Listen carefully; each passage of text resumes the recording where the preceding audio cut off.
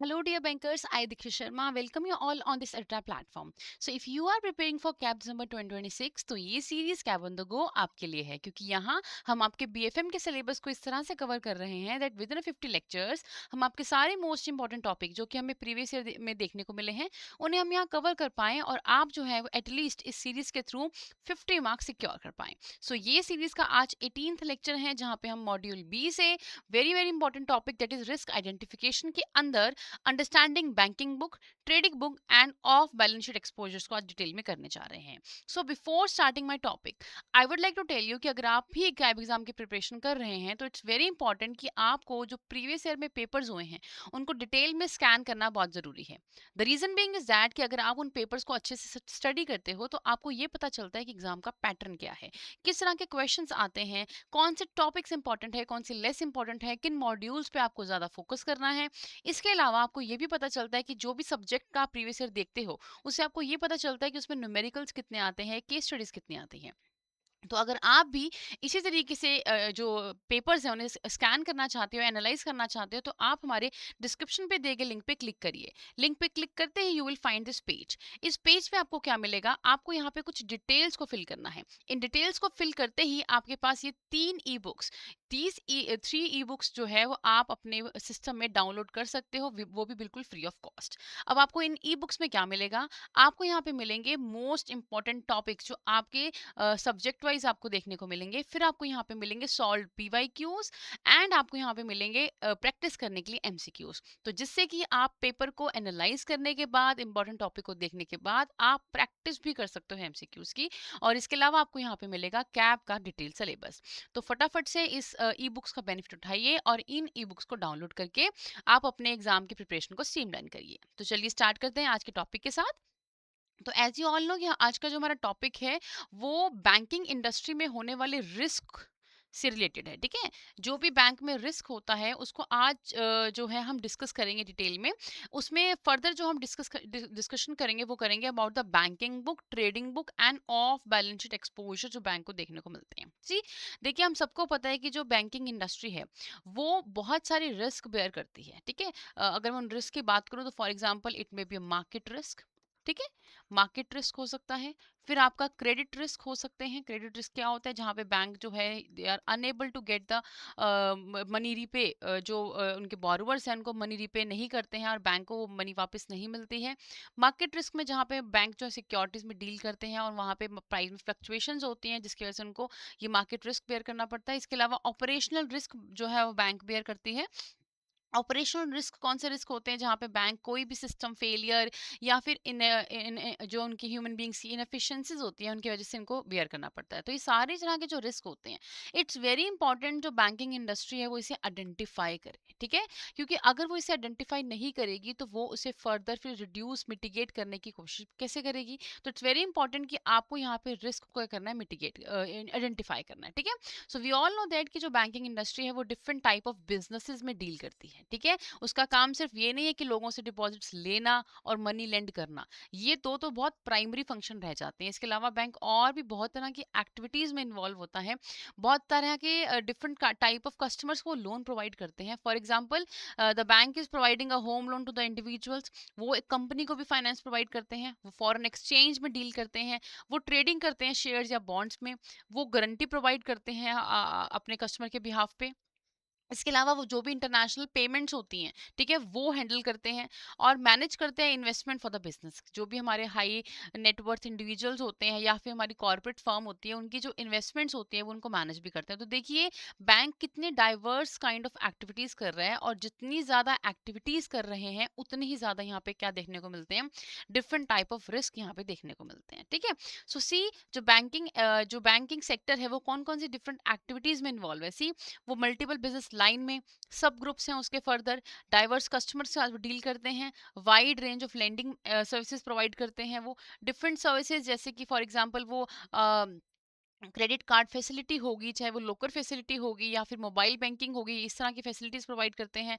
इसके अलावा वो फाइनेंस जो है वो स्पेशलाइज्ड फाइनेंस प्रोवाइड करते हैं। एक्सपोर्ट या इंपोर्ट के ट्रांजैक्शन जो होती हैं उसमें फाइनेंस है, प्री फाइनेंसिंग जो फाइनेंस प्रोवाइड किया जाता है, पोस्ट शिपमेंट फाइनेंस प्रोवाइड किया जाता है। तो ये सारे के सारे फाइनेंसिंग एक्टिविटी जो इंटरनेशनल ट्रेड में होती है, या स्ट्रक्चर फाइनेंस प्रोवाइड करना किसी भी कंपनी को, ठीक है। लास्ट में प्रोडक्ट पैकेजिंग। सो यहाँ पर ये डिफरेंट एक्टिविटीज़ हैं। सी कितनी वाइड रेंज ऑफ एक्टिविटीज हैं ये, ठीक है, वाइड रेंज ऑफ एक्टिविटीज है। और जितनी ज्यादा आई टोल्ड यू एक्टिविटीज, उतने ही यहाँ पे क्या बैंक को फेस करने पड़ते हैं, multiple type of risk bear करने पड़ते हैं, ठीक है, multiple type of risk bear करने पड़ते हैं। तो आइए इन सारी एक्टिविटीज को थोड़ा डिटेल में एग्जांपल से थ्रू समझते हैं। तो फर्स्ट जैसे हम देखते हैं यहाँ पे मल्टीपल बिजनेस लाइन। तो बैंक जो यहाँ पे जो है वो कॉर्पोरेट बैंकिंग भी करता है, कंपनीज को बैंकिंग प्रोवाइड सर्विस प्रोवाइड करते हैं।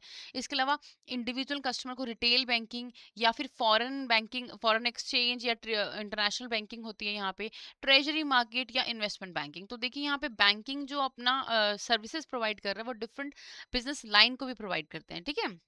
उसके बाद सब ग्रुप्स हैं। अब इनमें भी अगर मैं कॉर्पोरेट्स की बात करूँ तो कोई लार्ज कॉर्पोरेट्स हैं, कोई आपके medium small micro finance industries हो गई आपकी, रिटेल कस्टमर्स हो गए आपके, गवर्नमेंट या पीएसयूज हो गई, या इंटरनेशनल क्लाइंट्स हो गए। तो ये आपके आगे सब ग्रुप्स हैं जिनको बैंकिंग सर्विसेज प्रोवाइड कर रही हैं। अगर बात करें कस्टमर की, तो यहाँ पे कस्टमर की भी डाइवर्स कैटेगरी है। जैसे कि बैंक कॉर्पोरेट्स को प्रोवाइड कर रहा है या रिटेल कस्टमर को प्रोवाइड कर रहा है, कोई एग्रीकल्चर या रूरल बेस्ड कस्टमर हो सकते हैं, कोई प्रोफेशनल या सेल्फ एम्प्लॉयड इंडिविजुअल्स हो सकते हैं, या एनआरआईज या हाई नेटवर्थ इंडिविजुअल्स, ठीक है। तो देखिए यहाँ पे अब जो नीड वो कस्टमर एज अ कॉर्पोरेट पूरी कर रहा है वो सेम तो नहीं होगी हाई नेटवर्थ इंडिविजुअल्स की, या फिर एक यू नो सेल्फ एम्प्लॉयड वाले की। तो सबको एक डिफरेंट तरह की सर्विसेज देनी है, और सबके साथ जो रिस्क है वो भी डिफरेंट जो है बैंक को फेस करना पड़ता है। फिर आगे डिफरेंट सर्विसेज, जैसे कि बैंक डिपॉजिट्स प्रोवाइड करता है, different type of deposit, for example current account, fixed account, saving account. फिर लेंडिंग प्रोवाइड कर रहे हैं यहाँ पे, पेमेंट या कलेक्शन कर रहे हैं on the behalf of customers, trading services provide कर रहे हैं, इन्वेस्टमेंट सॉल्यूशन प्रोवाइड कर रहे हैं, और वेल्थ मैनेज कर रहे हैं, चाहे वो कॉर्पोरेट है चाहे वो इंडिविजुअल्स है, उनकी क्या कर रहे हैं, वेल्थ को मैनेज कर रहे हैं। तो देखिए वी कैन सी कि बैंकिंग का जो दो मेन काम है, डिपॉजिट को एक्सेप्ट करना या उसकी लेंडिंग करना, उसमें कितनी diverse number of individuals, number of lines involve है, जिससे कि बैंक की एक्टिविटीज एक्सपैंड हो जाती है। और जितनी ज़्यादा बैंक की सर्विसेज एक्सपैंड होती है, उतने ही ज़्यादा वो लोगों के साथ और इनकाउंटर करते हैं, उनके साथ गो थ्रू होते हैं लोगों के साथ, जिसकी वजह से उनको different type of multiple type of risk bear करने पड़ते हैं, ठीक है। अब जैसे यहाँ देखिए लेंडिंग की अगर मैं बात करूँ तो लेंडिंग में भी वाइड रेंज है लेंडिंग की। फॉर एग्जांपल अगर मैं सिंपल या रिटेल लोन्स की बात करूँ तो होम लोन हो गया, और आपका कोई भी व्हीकल लोन हो गया, या कोई पर्सनल लोन हो गया। लेकिन अगर मैं बात करूँ कॉम्प्लेक्स या स्पेशलाइज्ड फाइनेंसिंग की, तो वो बिजनेस को लोन प्रोवाइड कर रहे हैं, कॉर्पोरेट्स को लोन प्रोवाइड कर रहे हैं, या कोई भी कॉम्प्लेक्स फाइनेंसिंग मल्टीनेशनल कंपनीज को या लार्ज बड़ी इंटरनेशनल कंपनीज को फाइनेंस प्रोवाइड कर रहे हैं, ठीक है। सो यहाँ पे एक एक तो घर के लिए लोन प्रोवाइड करना, एक मल्टीनेशनल कंपनी को, तो दोनों में कितना ज़्यादा डिफरेंस होगा, अमाउंट का भी, कॉम्प्लेक्सिटीज का भी, पेपर वर्क्स का भी, ठीक है, और कितने टेन्योर तक का आपको लोन प्रोवाइड करना है, तो सब में there is a huge difference. फिर है स्पेशलाइज्ड फाइनेंस। जो बैंक है वो स्पेशलाइज्ड फाइनेंस एक्टिविटीज भी करता है, जैसे कि वो एक्सपोर्ट या कमोडिटी फाइनेंस प्रोवाइड करता है, एक्सपोर्ट फाइनेंस, कमोडिटी फाइनेंस, या ट्रेड वर्किंग कैपिटल की फाइनेंस प्रोवाइड करता है। इसके अलावा बैंक जो है वो स्ट्रक्चर फाइनेंस भी प्रोवाइड करता है, मतलब कि स्पेसिफिकली कोई प्रोजेक्ट है उसके लिए उनको फाइनेंस प्रोवाइड करना, उसके लिए बैंक क्या करता है, उस अपने उस स्ट्रक्चर जो फाइनेंस होता है उसमें डिफरेंट टाइप ऑफ प्रोडक्ट्स को ऐड करके एक कस्टमाइज करके वो अपनी सर्विसेज प्रोवाइड करता है डिफरेंट कस्टमर्स को, ठीक है। या एक्विजिशन फाइनेंस या कोई भी एसेट बैक फाइनेंस जो है वो प्रोवाइड करता है। फिर है लास्ट प्रोडक्ट पैकेजिंग। बैंक जो है वो कंबाइन करता है डिफरेंट फाइनेंशियल प्रोडक्ट्स को, डेरिवेटिव्स को, एज और वो क्या करता है, वो अपने कस्टमर की नीड के अकॉर्डिंगली उसे कस्टमाइज करता है। और देखिए जब आप कोई कस्टमाइज्ड प्रोडक्ट प्रोवाइड कर रहे हो, तो मतलब ये सोचिए कि एक प्रोडक्ट का अपना टाइप ऑफ रिस्क होता है। अगर इतने सारे जो प्रोडक्ट है वो मिक्स हो जाएंगे, तो उनके मिक्स से कितना ज़्यादा बैंक को जो है अनसर्टेन रिस्क की सिचुएशंस क्रिएट हो सकती हैं, ठीक है। सो ये कस्टमाइज्ड फाइनेंशियल प्रोडक्ट जो कस्टमर को प्रोवाइड किया जा रहा है, उसमें term loan, working capital facility, guarantee हो सकती है, कोई स्वैप डेरिवेटिव्स आ सकते हैं, हेजिंग हो सकती है। तो देखिए कितने सारे ये टेलर मेड जो इन्होंने इसमें क्या डाली हैं, प्रोडक्ट डाले हैं, जिसके जिससे क्या कर जा रहा है, कस्टमर को फाइनेंस प्रोवाइड किया जा रहा है, लेकिन ये जो फाइनेंस है इसमें बहुत सारा क्या होगा, रिस्क होगा, और रिस्क को क्या करना पड़ेगा, मैनेज करना पड़ेगा. So we can see that banking business is dealing with a multiple kind of a business activities. So and because of these activities यहाँ पे मल्टीपल टाइप ऑफ रिस्क भी है. So there is a need to identify the risk. It is very important कि आप risk को क्या करें, identify करें. सो रिस्क आइडेंटिफिकेशन में क्या है, यहाँ पे आपके पास जो बैंक है उनको क्या करना है, maximum risk adjusted expected return जो है वो अचीव करना है, अगर वो रिस्क को क्या करना चाहते हैं, मैनेज करना चाहते हैं. अगर वो चाहते हैं कि वो रिस्क को मैनेज कर पाएं, जो भी इनके पास डिफरेंट टाइप ऑफ रिस्क है, तो उसके लिए इट्स वेरी इंपॉर्टेंट कि वो क्या करें, maximum risk adjusted expected return जो है वो अचीव करे. देखिए ऐसा है कि अगर आप कोई भी प्रोजेक्ट में इन्वेस्ट करते हो, बैंकिंग इंडस्ट्री या फिर बैंक कोई लोन प्रोवाइड करता है, ठीक है, तो इट्स वेरी इंपॉर्टेंट कि बैंक ये देखे कि जिसको भी उन्होंने लेंडिंग करी है उसमें कितना रिस्क इन्वॉल्व है. पहली बात तो ये चेक करना है, और उसके बाद ये कंपेयर करना है कि वो रिस्क तो ठीक है इतना इन्वॉल्व है, बट बैंक को रिटर्न कितना मिल रहा है. इट्स वेरी इंपॉर्टेंट कि ऐसा ना हो कि बैंक रिस्क ज्यादा बेयर कर रहा है, रिटर्न कम मिल रहा है. ऑलवेज बैंक को ये कोशिश करने की वहां से रिटर्न बैंक को ज्यादा ही मिले as compare to the risk. ठीक है, so bank should not simply look at कि how much profit an activity give, कि एक एक्टिविटी बैंक को कितना प्रॉफिट देती है, बल्कि बैंक को ये देखना है कि how much risk I am taking to earn this profit. ठीक है, आई टोल्ड यू कि अगर आपने कोई भी लेंडिंग की है या कोई भी प्रोजेक्ट में आपने फाइनेंस प्रोवाइड किया है, तो आपको ये देखना है कि उस प्रोजेक्ट को फाइनेंस करने के बाद जो आप प्रॉफिट अर्न कर रहे हो, उस प्रॉफिट को अर्न करने में आपको कितना रिस्क बेयर करना पड़ रहा है. ठीक है, and for managing this kind of a risk, जो बैंक है वो अपनी एक्टिविटीज को 3 कैटेगरीज में डिवाइड करता है, ताकि वो प्रॉपरली आइडेंटिफाई कर सके कितना टाइप ऑफ, कितना अमाउंट ऑफ रिस्क है. तो वो 3 एक्टिविटीज जहाँ क्या है आपकी, पहली है बैंकिंग बुक, फिर है ट्रेडिंग पोर्टफोलियो, और थर्ड है आपकी ऑफ बैलेंस शीट एक्सपोजर. तो आइए एक एक करके हम इन्हें डिटेल में करते हैं, क्योंकि आज का जो हमारा लेक्चर है उसका मेन ऑब्जेक्टिव क्या है, इन 3 तरह की जो बुक्स हैं उनको कवर करना, ये 3 तरह की बिजनेस एक्टिविटीज को कवर करना. पहली है आपकी बैंकिंग बुक. बैंकिंग बुक जो है वो यूजुअली क्या कवर करती है, देखिए आपने जितने भी पीछे अभी एक्टिविटीज पढ़कर आए हो, आप यहाँ देखिए उन सारी एक्टिविटीज को यहाँ पे क्या कर दिया है, 3 पार्ट्स में डिवाइड कर दिया गया है. ठीक है, तो बैंकिंग बुक क्या है, बैंकिंग बुक वो बुक है जो आपकी बैंक की जो बेसिक फंक्शंस है, जहाँ पे बैंक के डिपॉजिट्स एक्सेप्ट करना, या बैंक जो लेंडिंग करता है, ठीक है, डिपॉजिट्स और लेंडिंग जो है, उस एक्टिविटी को यहाँ पे रिकॉर्ड किया जाता है. ठीक है, फिर आपकी ट्रेडिंग बुक है. जो ट्रेडिंग बुक है वो क्या रिकॉर्ड करती है, जो बैंक जितनी भी सिक्योरिटीज में डील करता है, ठीक है, जो बैंक की सिक्योरिटी है, उनकी जो ट्रेडिंग करता है, उनकी उनकी रिकॉर्डिंग यहाँ पे की जाती है, और यहाँ पे उस तरह के जो रिस्क है उसको आइडेंटिफाई किया जाता है. थर्ड है आपकी ऑफ बैलेंस शीट एक्सपोजर. इसमें बेसिकली वो रिस्क आता है जो बैंक की बैलेंस शीट में यूजुअली हमको देखने को नहीं मिलता है, लेकिन बैंक यूजुअली क्या करता है, उन रिस्क को बेयर करता है अगर वो सिचुएशन अराइज हो जाए. फॉर एग्जाम्पल कोई भी कंटेंजेंट लाइबिलिटी, कोई गारंटी, वो फिलहाल तो बैंक की जो है वो लाइबिलिटीज नहीं है, बट फ्यूचर में वो लाइबिलिटीज बन सकती हैं, रिस्क अराइज हो सकता है, तो इनको डाला जाता है ऑफ बैलेंस शीट एक्सपोजर्स के अंदर. तो ये मोटा मोटा मैंने आपको बता दिया कि आपको इन तीनों में क्या देखने को मिलेगा. आइए अब एक एक करके सबको पढ़ते हैं. पहली है आपकी बैंकिंग बुक. सो बैंकिंग बुक क्या है, बैंकिंग बुक वो है बैंक की जो कि बैंक के नॉर्मल कोर्स ऑफ एक्शंस को रिकॉर्ड करती है, जैसे कि बैंक के जितने भी एडवांसेस हैं, डिपॉजिट्स हैं, बोरोविंग्स हैं, ठीक है, जो भी वो बोरिंग्स ये तीनों एक्टिविटीज कर रहे हैं इन कमर्शियल या रिटेल बैंकिंग ऑपरेशन के थ्रू, उन्हें यहाँ पे रिकॉर्ड किया जाता है. ठीक है, सो जो बैंकिंग बुक है, it means a part of the bank, जहाँ बैंक क्या करता है, अपने एसेट्स एंड लाइबिलिटीज जो कि नॉर्मल बैंकिंग बिजनेस जो उनको आते हैं उसे उन्हें यहाँ पे रिकॉर्ड किया जाता है.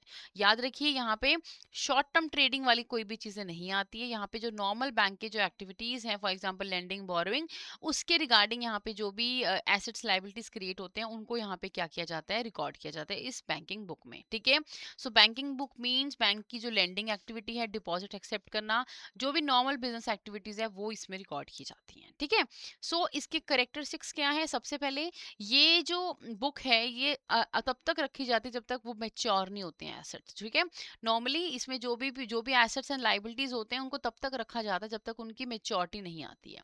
दूसरा, ये जो बुक्स बनाई जाती है ये एक्रूअल सिस्टम पे बनाई जाती है. अब आपने पढ़ा होगा व्हाट इज एक्रूअल बेसिस या फिर आपका cash basis. So cash basis में क्या होता है नॉर्मली, कि सिर्फ कैश ट्रांजेक्शन को रिकॉर्ड किया जाता है. लेकिन एक्रूअल बेसिस क्या होता है आपका, एक्रूअल बेसिस वो बेसिस होता है जहां पे ये कहा जाता है कि एज सुन एज ट्रांजेक्शन हो गई, चाहे उसके पैसे रिसीव हुए हैं चाहे नहीं हुए हैं, आप उसको अभी के अभी रिकॉर्ड्स कर लीजिए अपनी बुक्स में. ठीक है? फॉर एग्जाम्पल आज मैंने कुछ गुड्स को सेल किया, ठीक है?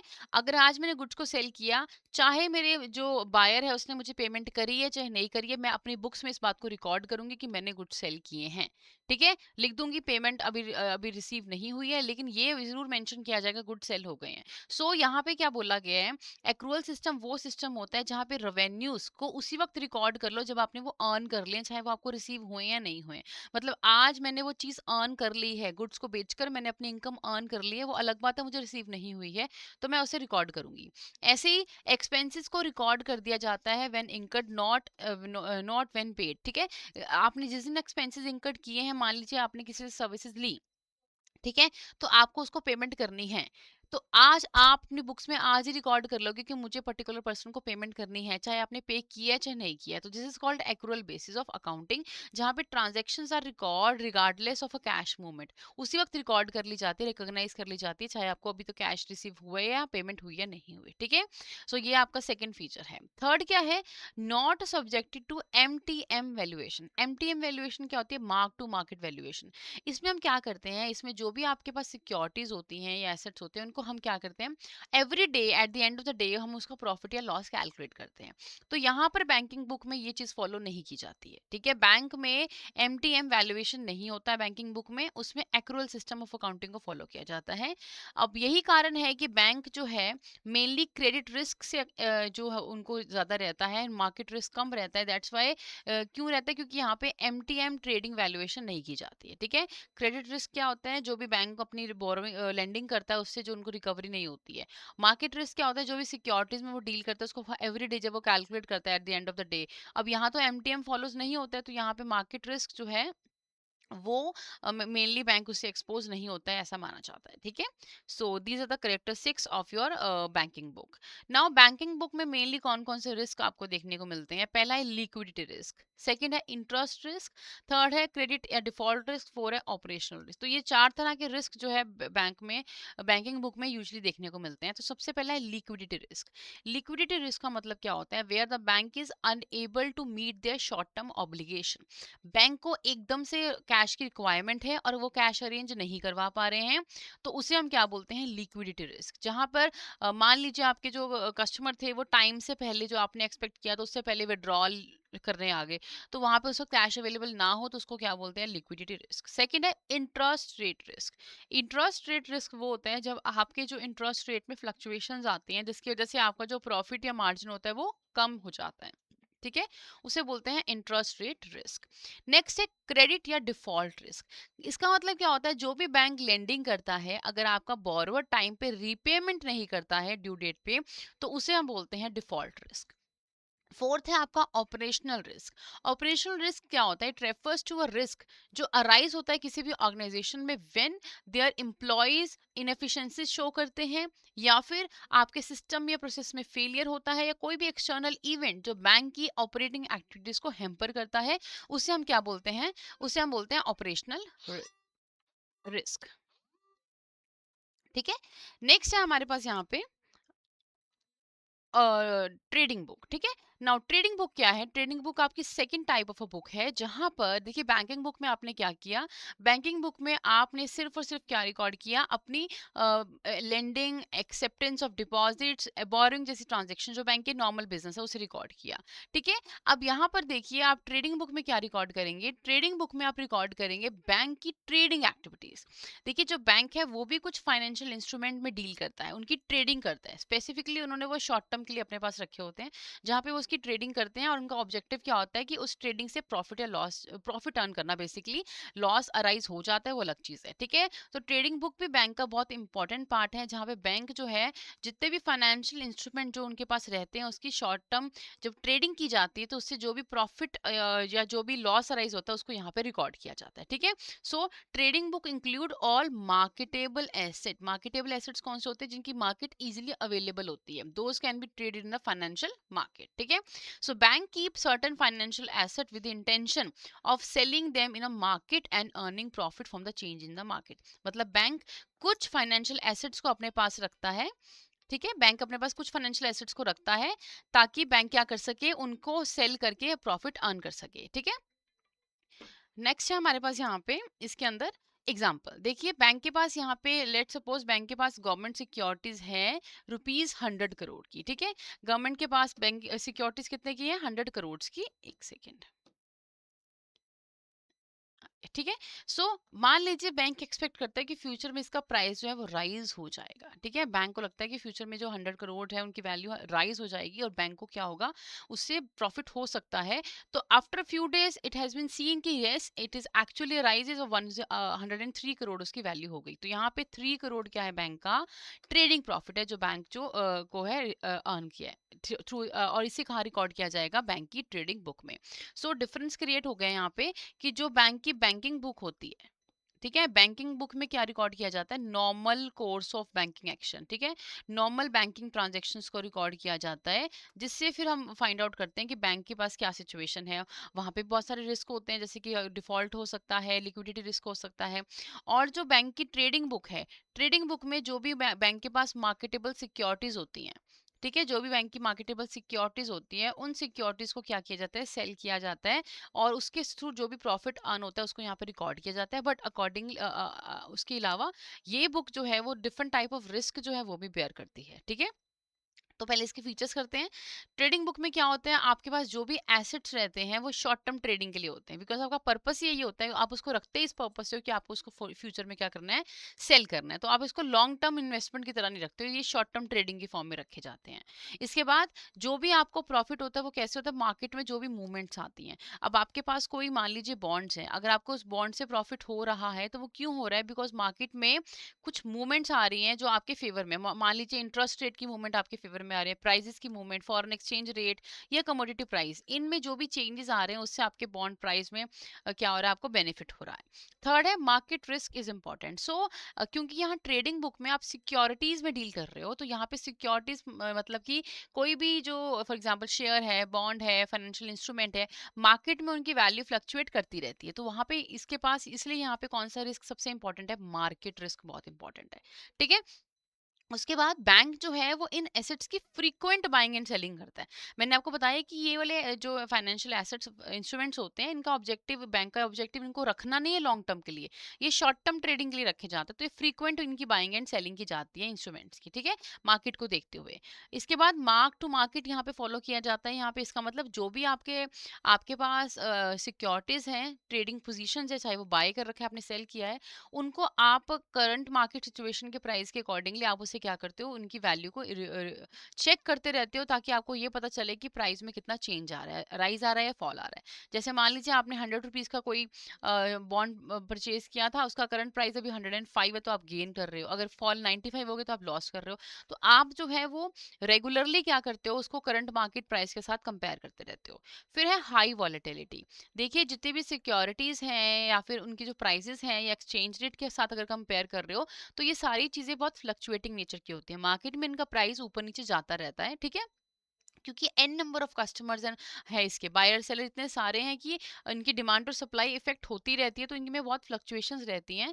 तो इनकी जो पोजीशन है बहुत वॉलेटाइल रहती है, मतलब कभी राइज कभी फॉल, कभी राइज कभी फॉल, ठीक है। तो इसीलिए इनके प्रॉफिट को या लॉस को कैलकुलेट करना जरूरी हो जाता है ऑन द रेगुलर बेसिस। फिर है typical component of a trading book. अब बुक में क्या क्या आपको देखने को मिलते हैं, कौन कौन सी सिक्योरिटीज देखने को मिलती है? कुछ तो आपको फिक्स्ड इनकम सिक्योरिटी, जैसे बॉन्ड, बॉन्ड पे आपको इंटरेस्ट मिलता ही मिलता है। फिर इक्विटीज होगी, मतलब इक्विटी शेयर्स हो गए, प्रेफरेंस शेयर्स हो गए। फिर आपके पास यहाँ पे क्या आती हैं? फॉरेन एक्सचेंज होल्डिंग, अगर आपने फॉरेन सिक्योरिटीज होल्ड कर रखी है, फॉरेन एक्सचेंज होल्डिंग कर रखी है। कमोडिटीज होगी कोई भी, या डेरिवेटिव्स। डेरिवेटिव्स में जैसे आपके जो भी फ्यूचर कॉन्ट्रैक्ट्स है, लाइक फ्यूचर, फॉरवर्ड, स्वैप, या फिर आपके ऑप्शंस, ठीक है। तो ये आपने क्या किए हुए हैं? अपने पास हेल्ड किए हुए हैं। तो आपको अपने इन बुक्स में क्या मिलती हैं? ये सारी जो कंपोनेंट्स है वो देखने को मिलते हैं, जिनका ऑब्जेक्टिव क्या है? सिर्फ ट्रेडिंग करना। आप इनको ट्रेडिंग पर्पज से रखते हो, इनको लॉन्ग टर्म इन्वेस्टमेंट की फॉर्म में नहीं रखते हो। एक और इम्पॉर्टेंट पॉइंट, क्योंकि ट्रेडिंग बुक में आप सिर्फ सिक्योरिटीज को शॉर्ट टर्म के लिए रखते हो, लॉन्ग टर्म पर्पस नहीं होता है, तो यहाँ पे आरबीआई के कुछ नॉर्म्स हैं। आरबीआई ने जो भी सिक्योरिटीज को आप रखते हो फॉर ट्रेडिंग पर्पस, उनके लिए कुछ नॉर्म्स बनाए हैं। That is a RBI norms on held for trading. क्या है कि जो भी इन्वेस्टमेंट आपकी H F T, that is held for trading purpose के लिए है, जो बैंक यूज करता है, बैंक को कोशिश करनी है कि वो उन्हें विद इन 90 डेज सेल कर दे। जो भी मार्केट रेट में चेंजेस आते हैं, इंटरेस्ट रेट में मूवमेंट्स आती हैं, उसमें जो भी जब भी उनको लगता है गेन हो रहा है, तो विद इन 90 डेज उन्हें क्या करना है, इनको सेल करना है। बिकॉज अगर आप उससे ज़्यादा रखते हो तो आप इसका जो बेसिक ऑब्जेक्टिव है ट्रेडिंग बुक का, जहाँ पे शॉर्ट टर्म सिक्योरिटीज है, आप उसको लूज कर दोगे। ठीक है, तो बैंक जो आरबीआई है वो स्ट्रिक्टली कहता है कि आपको इन्हें विद इन 90 डेज क्या करना है, सेल करना है। तो देखिए, अब मेन ऑब्जेक्टिव क्या है ट्रेडिंग बुक का। ट्रेडिंग बुक का मेन ऑब्जेक्टिव ये है कि जो भी सिक्योरिटीज उनके पास हैं which is held for the trading purpose, उससे वो क्या अर्न करे, प्रॉफिट अर्न करे। कैसे अर्न करे, जो भी मार्केट में सिचुएशंस आती हैं उसके अकॉर्डिंगली वो एक्ट करे। जैसे कि बैंक है वो बाय कर रहे हैं बॉन्ड एट ₹100, मार्केट प्राइस 105 हो गया, तो बैंक क्या करेगा, फटाफट से उस टाइम पे उसे सेल कर देगा। बाय कितने पे किया, बाय किया 100 पे, लेकिन जब उसे लगा कि उसका जो प्राइस है वो इंक्रीज हो गया है मार्केट में, तो उसी वक्त उसे क्या कर देगा, सेल कर देगा। तो यहाँ पे बैंक जो है इन एक्टिविटीज के थ्रू क्या करता है, प्रॉफिट अर्न करता है। हो सकता है प्राइस फॉल भी करता तो बैंक को नुकसान होता, अगर बैंक को उस टाइम पे फंड्स की रिक्वायरमेंट होती। तो यहीं पे इसी तरह के जो लॉस है, इसी को हम क्या बोलते हैं, यहाँ पे मार्केट रिस्क बोलते हैं। तो यहाँ पे जो आपकी ट्रेडिंग बुक है, इनमें ये तरह के रिस्क आपको देखने को मिलते हैं। जैसे कि सबसे पहले तो वो आ गया मार्केट रिस्क, जहाँ पे मार्केट प्राइस जो है एडवर्स चेंज होता है आपकी सिक्योरिटीज का, उससे आपको नुकसान होता है। लिक्विडिटी रिस्क, जहाँ पे आप हो सकता है जो सिक्योरिटीज आपने हेल्ड की हुई हैं फॉर द सेलिंग पर्पस, उसको अच्छी मार्केट ना मिले, उसे बोलते हैं लिक्विडिटी रिस्क। जहाँ पे आपको कैश अवेलेबल है बट आप उसको मार्केट में सेल नहीं कर पा रहे हो at the fair price.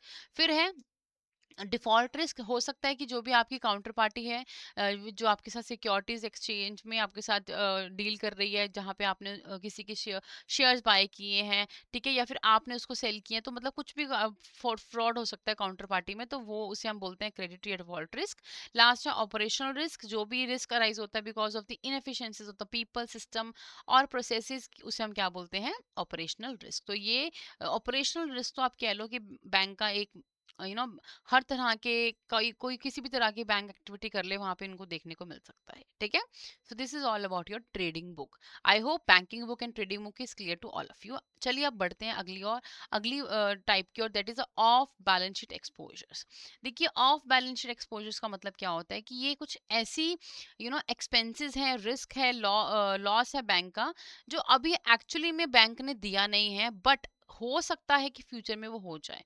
Y, because bank ने कमिटमेंट दी हुई है, बैंक ने कोई अंडरटेकिंग ली हुई है कि अगर कोई भी ऐसी सिचुएशन अराइज होती है तो बैंक इज गोइंग टू पे, तो उस सिचुएशन में बैंक को क्या हो सकता है, नुकसान हो सकता है। ठीक है, जैसे मान लीजिए बैंक का एक कस्टमर है, उसने क्या किया है, बैंक ने उसको कस्टमर को गारंटी दी है, कितने रुपीस की, 10 लाख की गारंटी दी है। अगर बैंक टुडे जो बैंक है, अभी फिलहाल बैंक को देखिए वो 10 लाख पे नहीं करने हैं, ठीक है, और फ्यूचर में भी शायद ना पे करने हो अगर उनका कस्टमर पे कर दे।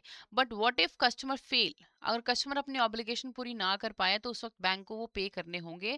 This is called contingent exposure, which means contingent means the liability which is not yet present, अभी presently वो आपकी liability नहीं है, but it may become your liabilities in future because of the uncertain events। uncertain events क्या होते हैं, जैसे यहाँ पे देखिए बैंक जो है वो uncertain event उसे क्या फेस करना पड़ा कि उसके कस्टमर ने लाइबिलिटी को पे नहीं किया, तो यहाँ बैंक को पे करनी पड़ रही है। तो पेमेंट मे और may not happen in future, उसे हम बोलते हैं कंटिजेंट एक्सपोजर्स। ठीक है, इसके एग्जांपल्स क्या हो सकते हैं, जैसे कि गारंटी दी, अभी एग्जांपल दिया मैंने, या कोई बैंक ने कमिटमेंट ले रखी हो क्रेडिट लाइंस में, या कोई लेटर ऑफ क्रेडिट, जैसे हमने पढ़ा इंटरनेशनल ट्रेड में हम एलसी इशू करते हैं, जहाँ पे हम एक्सपोर्टर जो है उसको ये प्रॉमिस करते हैं, उसको गारंटी देते हैं कि अगर इंपोर्टर ने पेमेंट ना करी बैंक, तो उसकी पेमेंट बैंक करेगा। तो ये कुछ ऐसी ऑफ बैलेंस शीट आइटम्स हैं जिसकी वजह से बैंक को रिस्क अराइज हो सकता है। ठीक है, सो इसको हम यूजुअली क्या बोलते हैं, नॉन फंड बेस्ड एक्सपोजर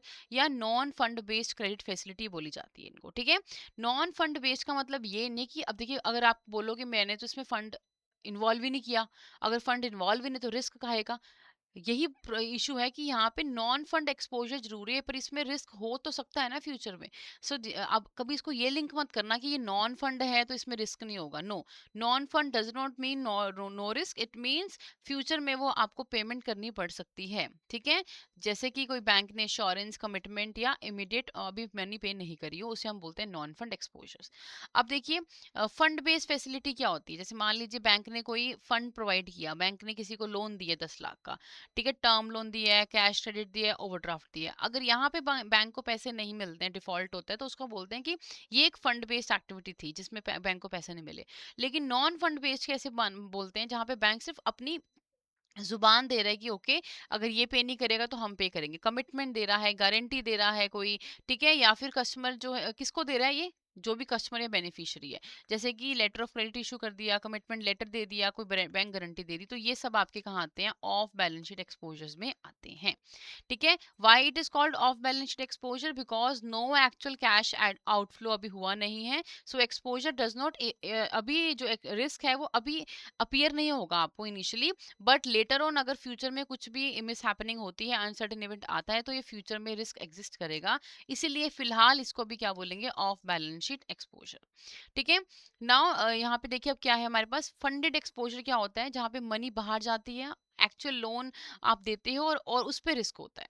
ठीक है, और ऑफ बैलेंस शीट एक्सपोजर क्या होता है, जहाँ पे सिर्फ प्रॉमिस होती है, कमिटमेंट होती है, और मनी जो है वो बाद में बाहर जाएगी अगर फेलियर हुआ तो। ठीक है, सो इसका रेवेन्यू पे क्या इम्पैक्ट पड़ता है, ऑफ बैलेंस शीट एक्सपोजर का रेवेन्यू पे क्या इम्पैक्ट पड़ता है, उसका ये इम्पैक्ट है कि करंटली तो आपके कैश फ्लोज में कोई भी फर्क नहीं पड़ेगा, आउटफ्लो नहीं होगा, लेकिन कंटिजेंसीज में एडवर्स इम्पैक्ट हो सकता है आपको बहुत ज्यादा अमाउंट जो है वो पे करना पड़े, जिससे कि उनके जो बैंक के नॉर्मल रेवेन्यू जनरेशन है उस पर इम्पैक्ट आएगा।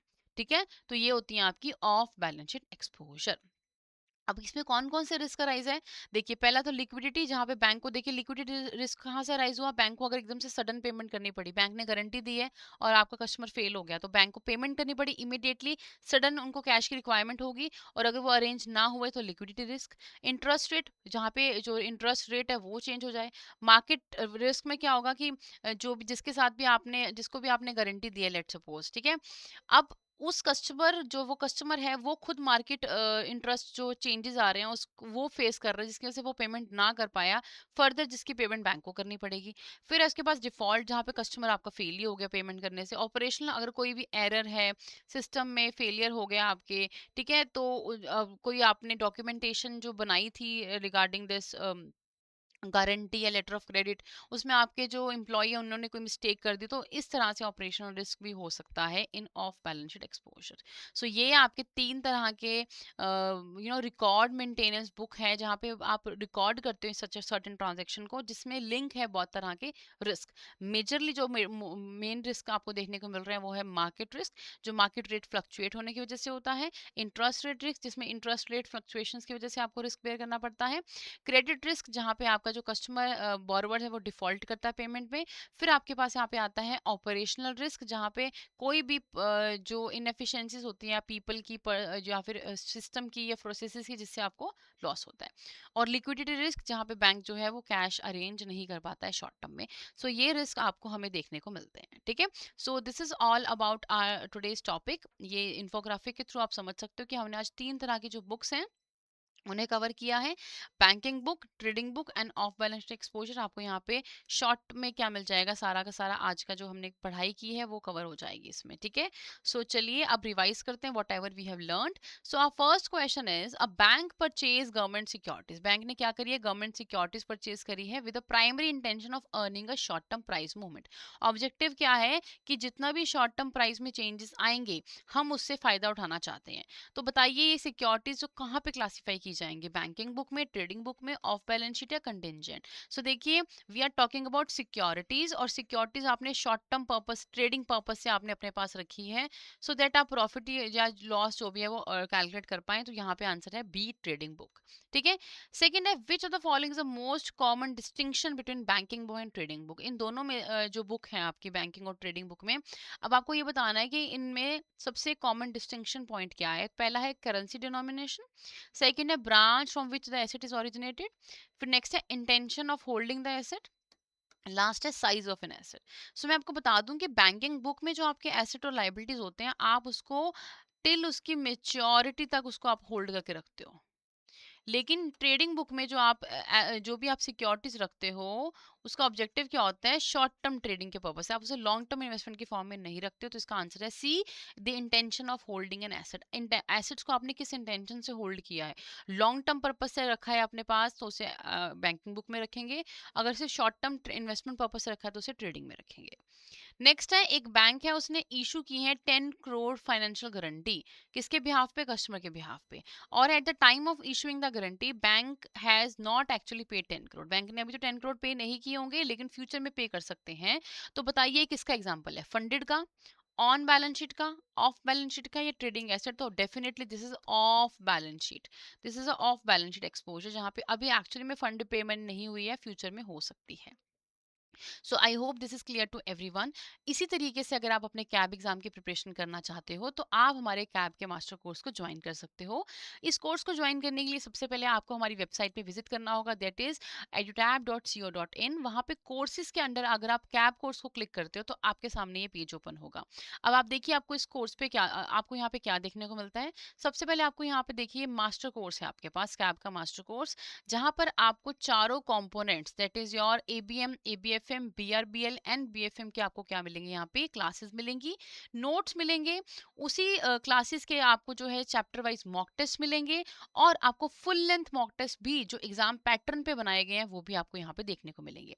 इसके अलावा आपको यहाँ पे प्रीवियस ईयर जो क्वेश्चंस हैं वो सॉल्व्ड फॉर्म में आप यहाँ पे देख सकते हो, जिससे आपको एनालाइज करने में इजी हो जाएगा कि प्रीवियस ईयर में जो पेपर्स हैं वो किस तरह से आए हैं, क्या टॉपिक इंपॉर्टेंट है, क्या लेस इंपॉर्टेंट है। ठीक है, तो आप इस कोर्स को जो है बाय कर सकते हो, क्योंकि इस कोर्स में एक वन स्टॉप सोल्यूशन होगा मास्टर कोर्स, जहाँ पे आपको एक तो सारे कंपोनेंट्स मिल रहे हैं, प्लस क्लासेस मिल रही हैं, और उसके अलावा आपको उसको उसको टेस्ट को अपने आप को एनालाइज करने के लिए यहाँ पे टेस्ट भी आपको मिल रहे हैं। ठीक है, तो इस कोर्स को बाय करने के लिए आप इस कूपन कोड को अप्लाई कर सकते हो, जिससे कि ये कोर्स आपको बहुत नॉमिनल रेट पे आप फेच कर पाएंगे। ठीक है, नाउ इसके अलावा अगर किसी को लगता है कि मुझे चारों कंपोनेंट्स की क्लासेस नहीं चाहिए, मेरा प्रिपेयर है कुछ कंपोनेंट, मुझे सिर्फ बीएफएम की चाहिए या बीआरबीएल की चाहिए, तो आप इंडिविजुअल मास्टर कोर्सेज भी बाय कर सकते हो, जहां पे आपको ये सेम फैसिलिटीज मिलेगी फॉर द इंडिविजुअल सब्जेक्ट्स। ठीक है, तो ये आप देख सकते हो आपके चारों कंपोनेंट जो मेन कंपोनेंट्स उनके मास्टर कोर्सेज अवेलेबल हैं।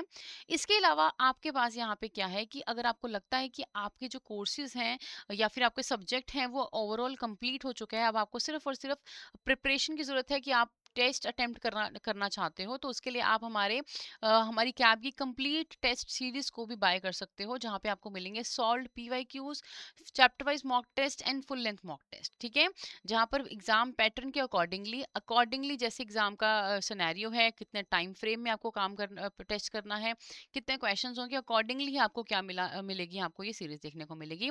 तो आप इसे भी बाय कर सकते हो अगर आपको लगता है कि आपको सिर्फ जो है टेस्ट की ज़रूरत है। तो जल्दी से जल्दी इन मास्टर कोर्स या टेस्ट सीरीज को बाय करिए, ताकि आप अपनी प्रिपरेशन को स्मूथ कर सके।